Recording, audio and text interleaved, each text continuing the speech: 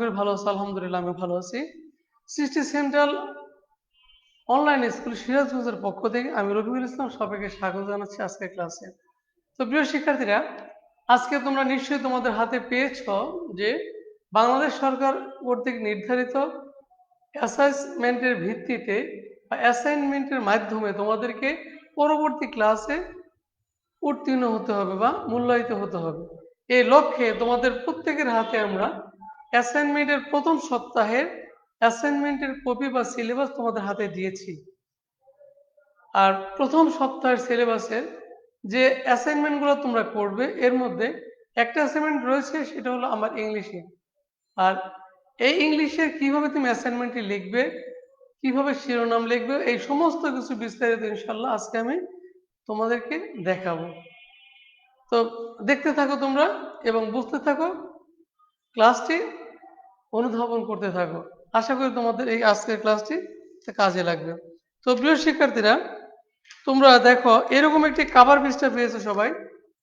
আমি যেটা দেখেছি এটা তো এরকম একটা, প্রত্যেকেই এরকম একটি করে কাভার পেজ আজকে পেয়েছো। এই কাভার পেজে দেখো উপরে একটা জিনিস লেখা আছে অ্যাসাইনমেন্টের শিরোনাম। শিরোনাম একটি হতে পারে, একাধিক হতে পারে। আমাদের যে এটা রয়েছে অ্যাসাইনমেন্ট ফার্স্ট উইকের যে অ্যাসাইনমেন্ট, এই শিরোনাম হলো দুটি। আর আমরা যদি ইংলিশে বলি টাইটেল, টাইটেলের বাংলা হলো শিরোনাম। প্রথম টাইটেলটি হলো দেখো নকশি কাঁথা। নকশি কাঁথা তুমি এটি লিখবে এবং এরপর লিখবে ওয়ান নাম্বার দিয়ে লিখতে পারো A number, B number. B number হতে পারে এ ডেলিশিয়াস ডিশ। তাহলে ফার্স্ট বা এ নাম্বার হতে পারে, তুমি দিতে পারো একটা নাম্বারিং করে নকশি কাঁথা। বি নম্বরে এই ডেলিশিয়াস ডিশ। এই দুটি হলো তোমার শিরোনাম, অ্যাসাইনমেন্টের এই সপ্তাহের শিরোনাম। এখানে তুমি সেই নামগুলো লিখে দিবে, নকশি কাঁথা অ্যান্ড এ ডেলিশিয়াস ডিশ। আশা করি তোমরা বুঝতে পেরেছো। তো এরপরে আসো প্রিয় শিক্ষার্থীরা, প্রথম কাভার পেজটি চলে গেল। এরপরে প্রথম কাভার পেজ তো যাওয়াই আছে, এর চেয়ে যদি বেটার করতে চাও তুমি নিজে নিজে করে নিবে। আর এরপরে যে এ4 সাইজের কাগজগুলো আছে যার মধ্যে তুমি লিখবে, অ্যাসাইনমেন্ট লিখবে, এই কাগজগুলো পেজগুলোকে তুমি এভাবে স্কেল করে নেবে। প্রত্যেকটা পেজ তুমি স্কেল করে নেবে, 1 ইঞ্চি করে স্পেস দিয়ে স্কেল করে নেবে। স্কেল করে নেওয়ার পরে তুমি প্রথম পেজে যেটা থাকবে, যদি এরকম তোমার অ্যাসাইনমেন্টের ইয়াগুলো থাকে, পেজগুলো থাকে, প্রথমে কভার পেজ থাকবে এভাবে। এটা চলে গেল, এখানে কিছুই তুমি লিখবে না। এখানে পেজ নাম্বার 1 মার্কিং করতে পারো, কর্নারে তুমি মার্কিং করবে 1 2 3, অর্থাৎ এই পেজে শুধু লিখবে, অপর পৃষ্ঠা তুমি লিখবে না। এরপরে আবার পেজে আরেকটা এভাবে লিখবে, এভাবে তোমরা লেখা শুরু করবে। তো প্রিয় শিক্ষার্থীরা, দ্বিতীয় পেজের প্রথমে যে বিষয়টা থাকবে আমি বোর্ডে লিখেছি, দেখো বোর্ডের দিকে খেয়াল করো তোমরা, অ্যাসাইন টাস্ক। এই কথাটা তুমি লেখা থাকবে, এই লিখবে ইংলিশে অ্যাসাইন টাস্ক, অর্থাৎ নির্দেশিত কাজ বা আমরা যে কাজটি করব সেটি। আর এইভাবে একটি বক্স করবে দ্বিতীয় পেজের উপরে। বক্স করে আমি যেভাবে লিখেছি সেভাবে তোমরা লিখবে। দেখো ক্লাস লিখবে, ক্লাস 8, টিচার্স নেম। যেহেতু এই সাবজেক্টের জন্য আমি রেসপন্সিবল, এজন্য আমার নামটি দিয়ে দিলাম এখানে। আমার নামে লিখবে রফিকুল ইসলাম, স্পেলিংটা ভালোভাবে খেয়াল করবে। এরপরে অ্যাসাইন টাস্ক নাম্বার, অর্থাৎ কত নম্বর অ্যাসাইন এটি। এটি অ্যাসাইন টাস্ক, এটা হলো 1 নম্বর অ্যাসাইন, 1 নম্বর অ্যাসাইন আমার সাবজেক্টে বা ইংরেজিতে। এরপরে দেখো আবার এই পাশে আছে সাবজেক্ট ইংলিশ, লিখে দিয়েছি।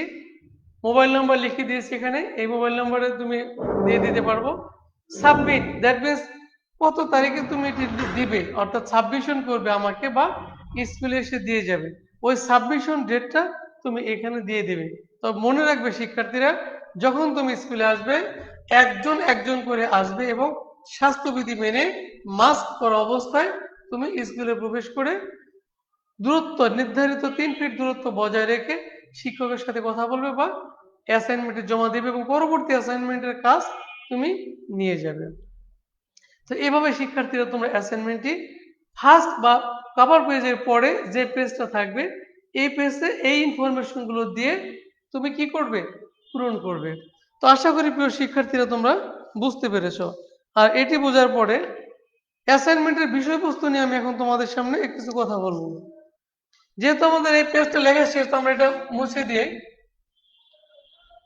মুছে দিলে আমাদের স্পেস বের হবে, কারণ আমাদের যে আলোচনা করতে হলে আমাদেরকে স্পেস নিতে হবে বা জায়গা লাগবে। তো প্রিয় শিক্ষার্থীরা, খেয়াল করো তোমরা, আমাদের অ্যাসাইন টাস্কগুলো আজকে নকশি কাঁথা। প্রথমে এই বিষয়টা নিয়ে আমি আলোচনা করব এবং কি করতে বলেছে তোমাদেরকে সেই বিষয়টা নিয়ে আমি তোমাদের সাথে ডিসকাস করব। তো প্রিয় শিক্ষার্থীরা, যদি আমরা দেখি তোমাদের কাছে শীট আছে, সিলেবাসের মধ্যে লেখা আছে অ্যাসাইন টাস্কে ইউনিট 1 লেসন 2, ইউনিট 1 এর লেসন 2 তে আছে নকশি কাঁথা। কি আছে? নকশি কাঁথা। এখান থেকে, এই নকশি কাঁথা থেকে তোমাদের যেটা করতে হবে, যেটা জানতে চাওয়া হয়েছে, তোমার ইংলিশ ফর টুডে বইয়ের, আমি বের করছি, দেখো, ইংলিশ ফর টুডে বুক বের করো। এই বইয়ের পেজ নাম্বার 4, 4 নম্বর পেজে, ইংলিশ ফর টুডে বইয়ের 4 নম্বর পেজে ডি, দেখো ডি নাম্বারে লেখা আছে, ইন্ডিকেট করা আছে, ডু ইউ লাইক এ নকশি কাঁথা অর এন অর্ডিনারি কাঁথা? দেখো, লাইক এ নকশি কাঁথা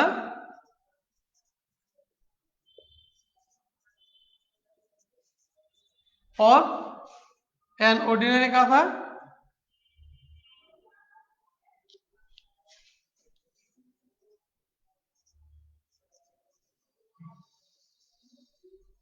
বলা হচ্ছে, দেখো, ডু ইউ লাইক, তুমি কি পছন্দ করো এই নকশি কাঁথা, একটি নকশা করা কাঁথা, অথবা অ্যান অর্ডিনারি কাঁথা, অথবা একটি সাধারণ কাঁথাকে? আর আমরা জানি, করো, এটা বলছে, কোশ্চেন করা হয়েছে পছন্দ করো, এরপরে বলা হচ্ছে ওয়াই, কেন তুমি পছন্দ করো। এই হলো তোমার অ্যাসাইনমেন্টের বিষয়বস্তু, অর্থাৎ এইটার অ্যান্সার বা এই কোশ্চেনটার অ্যান্সার তোমাকে অ্যাসাইনমেন্ট হিসেবে লিখতে হবে।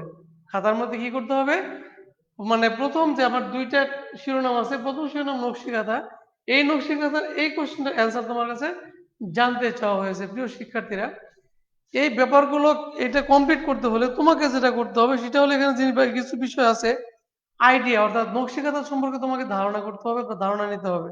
আর আমরা আমাদের লেসন 2 এর মধ্যে, মানে লেসন 2 ইউনিট প্রথমে লেসন 2 তে যে প্যাসেজটা আছে, সিন প্যাসেজ বা প্যারাগ্রাফটা রয়েছে, এটি যদি আমরা ভালোভাবে দেখি বা পড়ি, এখান থেকে আমরা কিছু ধারণা নিতে পারবো, আইডিয়া নিতে পারবো, এবং অন্যান্য বিষয়ের তোমরা আপনার হেল্প নিতে পারবে।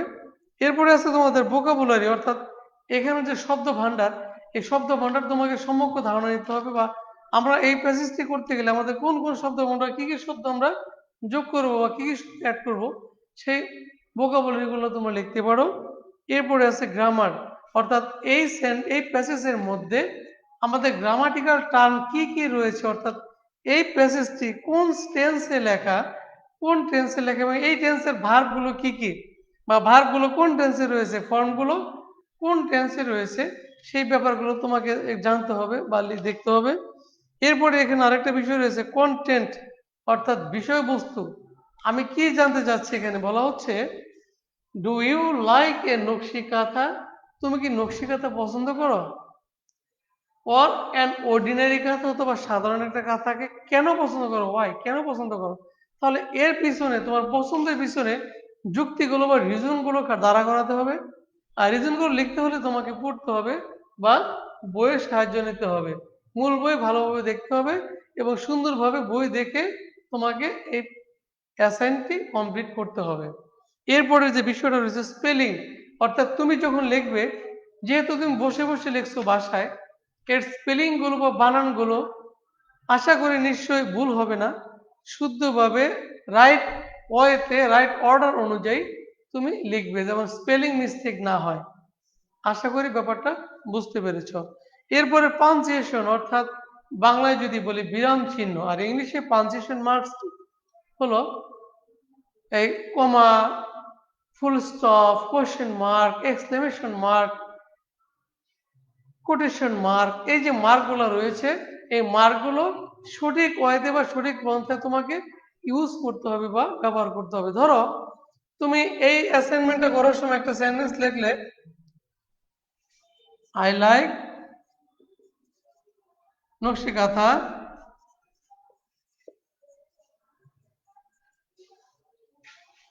In rainy season. অথবা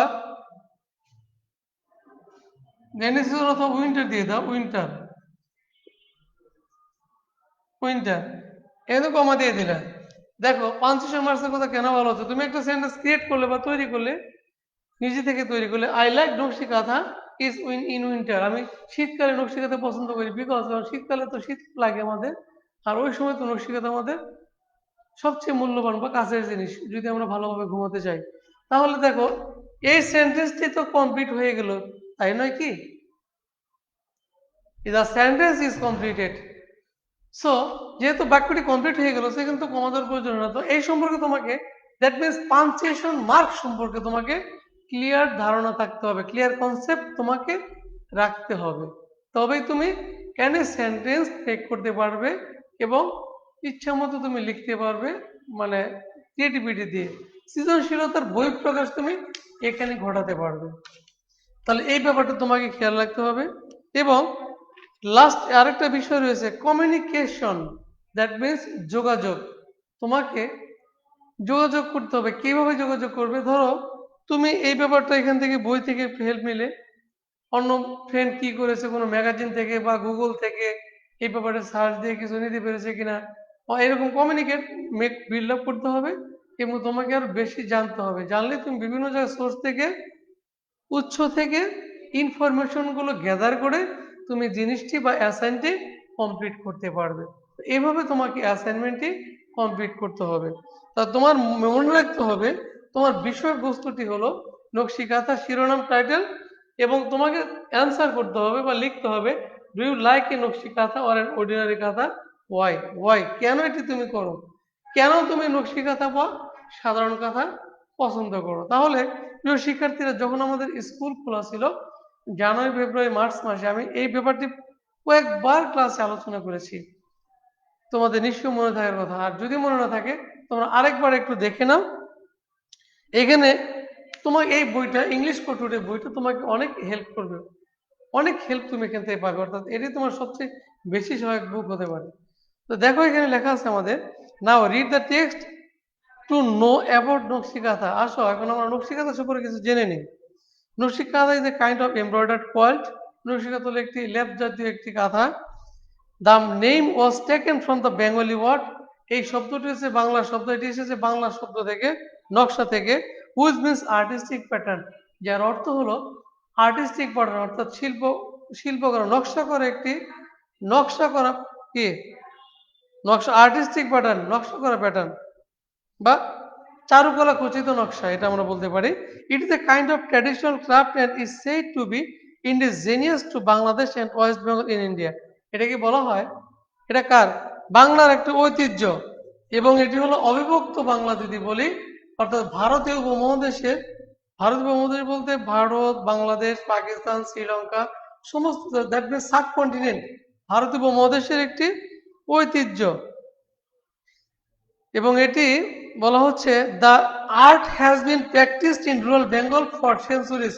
শতাব্দীর পর শতাব্দী যাবৎ এটি এই বাংলায় কি হচ্ছে, পরিচিত হয়ে আসছে বা ব্যবহৃত হয়ে আসছে। The name nakshi kantha became popular after the poet Jasimuddin's poem নকশিকাঁথার মাঠ ওয়াজ পাবলিশড ইন 1929। 1929 সালে জসিমউদ্দিনের নকশিকাঁথার মাঠ প্রকাশিত হওয়ার পর এই নকশিকাঁথাটি আরো জনপ্রিয়তা লাভ করে। এরপরে যদি আমরা দেখি, দেখব traditional kanthas are made for family use. ঐতিহ্যবাহী কাঁথাটি ব্যবহার করা হয় পরিবারের ব্যবহারের জন্য। দেখো এখান থেকে কিন্তু তুমি এখানে এই অ্যান্সারটা কিন্তু পেয়ে যাচ্ছ।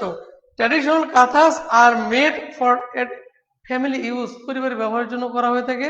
Old or new cloth and thread are use to make this quilts. আর এই লেপগুলো বা এই কাঁথাগুলো নির্মাণ করার জন্য কি করা হয়, পুরাতন অথবা নতুন কাপড় এবং সুই ব্যবহার করা হয়। Mymensingh, Jamalpur, Rajshahi, Faridpur, Bogura and Jessore are most famous for this craft.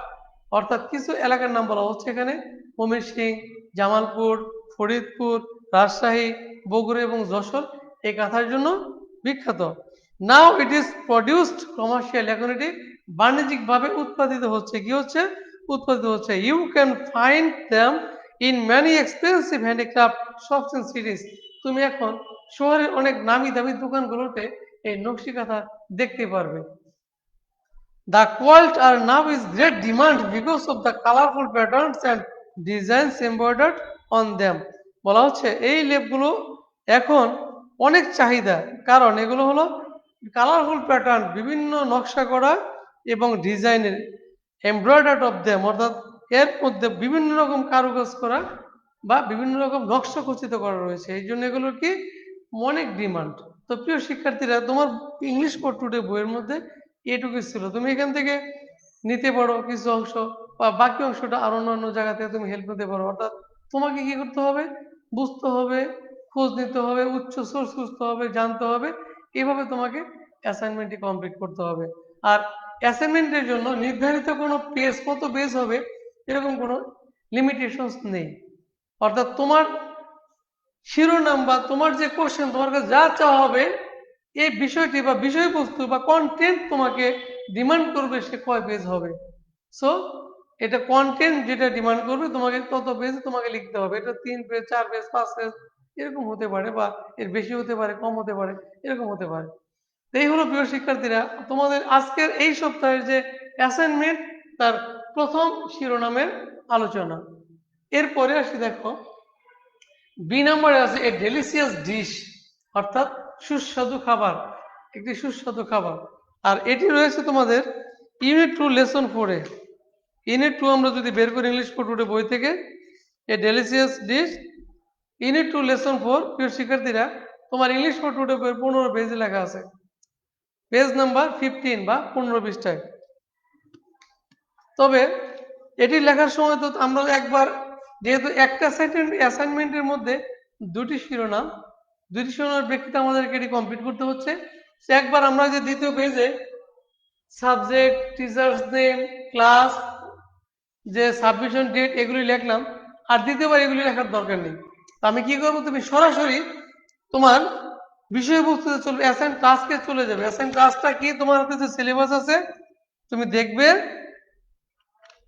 দেখো think about a delicious and nutritious food like khichdi or pudding or phirni. বলা হচ্ছে চিন্তা করো তুমি একটি সুস্বাদু খাবার, হতে পারে খিচুড়ি, হতে পারে পুডিং, অথবা হতে পারে ফিরনি। ask some questions to your mother about its recipe, অর্থাৎ তোমার মাকে এর প্রণালী বা জিজ্ঞেস করো কিভাবে রান্না করতে হয়, এই প্রণালীটা কিভাবে রন্ধন করতে হয় বা তৈরি করতে হয়, এটা জিজ্ঞেস করো। Try to prepare it with the help of other family members, তুমি অন্য পরিবারের মেম্বারদের সাথে এটি কিভাবে প্রস্তুত করতে হয় তুমি সেটার খোঁজ খবর নিতে পারো, এটা তুমি জানতে পারো। এরপরে বলা হচ্ছে নাও, এখন describe how to cook it following the receipt to custard given in your text book. এইটুকু হবে আমাদের কোশ্চেন। বলা হচ্ছে নাও, নাও ডিসক্রাইব, এখন তুমি বর্ণনা করো, describe how to cook, now describe how to cook it following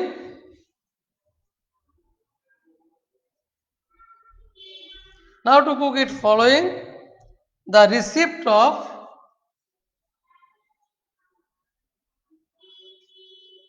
the receipt of custard given in your textbook, custard in your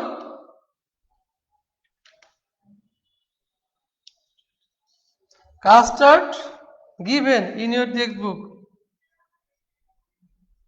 given in your textbook। দেখো এটুকু হলো শিরোনাম।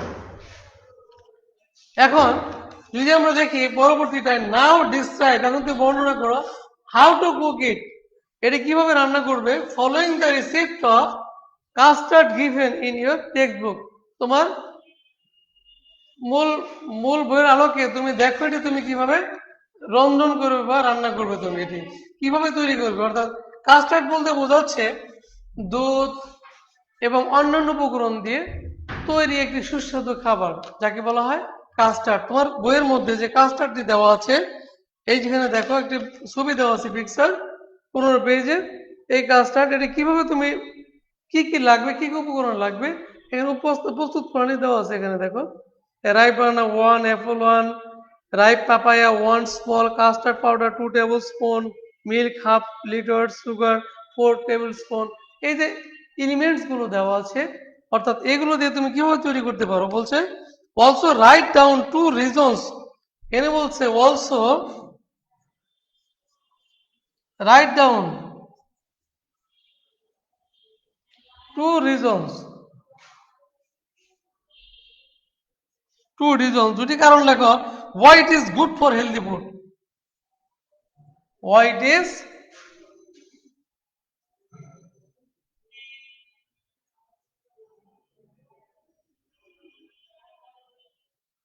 healthy food। বলা হচ্ছে দেখো, তুমি বর্ণনা করো কিভাবে নিচের প্রণালীগুলো অনুসরণ করে তুমি এটি তৈরি করতে পারো, কাজটা কিভাবে ভালো রন্ধন খাবারটি তৈরি করতে পারো, সুস্বাদু খাবারটি। এবং আরো বলা হচ্ছে অলসো রাইট ডাউন, এবং লেখো টু রিজনস, দুটি কারণ লেখো। ওয়াই, কেন, it is good for healthy food, কেন এটি স্বাস্থ্যের জন্য ভালো খাবার বা স্বাস্থ্যকর খাবার, এটা দুইটি কারণ লিখতে হবে। তো প্রিয় শিক্ষার্থীরা, তোমরা যদি বইয়ের এই লেসনটি একটু পড়ো, তাহলে এই লেসন তোমাদেরকে একটু হেল্প করতে পারে। এই লেসনটা আমরা পড়িয়েছি, তুমি আবারও 16 পেজটা আবার পড়বে, রিডিং পড়বে, এখান থেকে তুমি কিছু হেল্প পাবে এবং ইনফরমেশন গুলো তুমি গুগল থেকে পাবে এবং অন্যান্য বই থেকে তোমরা এইটা তৈরি করতে পারো। এই পরের পেজের 3 পৃষ্ঠা বা 4 পৃষ্ঠা বা যেটাই হোক, তোমরা এই হেল্পটা ওইখান থেকে পেয়ে যাবে। প্রিয় শিক্ষার্থীরা, এইভাবে তোমরা এই প্রথম সপ্তাহের বা ফার্স্ট উইকের অ্যাসাইনমেন্টটি কমপ্লিট করবে। তো আশা করি তোমরা বুঝতে পেরেছো আমার এই ক্লাসটি তোমাদের অ্যাসাইনমেন্টের জন্য কাজে লাগবে, এই প্রত্যাশা রেখে আমি আজকের মতো এখানে শেষ করছি। এরপরে যদি কোনো কোয়ারি থাকে তোমরা আমাকে ফোন করবে, ফোন নাম্বার দেওয়া আছে প্রথম পেজের মধ্যে। ইনশাল্লাহ আমি চেষ্টা করবো তোমাদেরকে সর্বোচ্চ সহযোগিতা করার জন্য। তো ভালো থাকো, সুস্থ থাকো, আল্লাহ হাফেজ, আসসালাম।